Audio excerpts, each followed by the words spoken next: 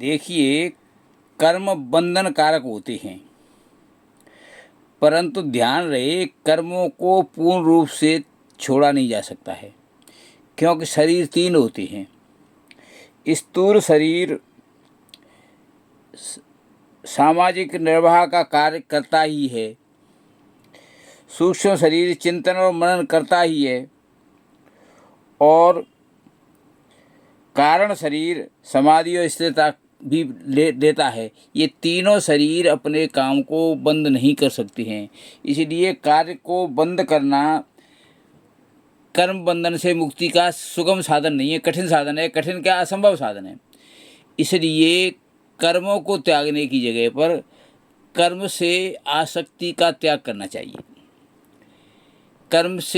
कर्म करने से भी आसक्ति हो सकती है, कर्म के फल से भी आसक्ति हो सकती है। इसका त्याग करने से कर्म फल और कर्म के त्याग से कर्म बंधन कारक नहीं होती है।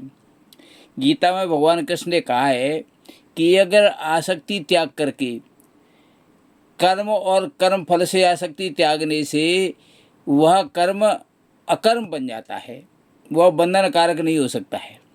इसलिए कार्य को नहीं करने का प्रयास नहीं करना चाहिए, बल्कि कार्य के आसक्ति को त्यागने का प्रयास करना चाहिए।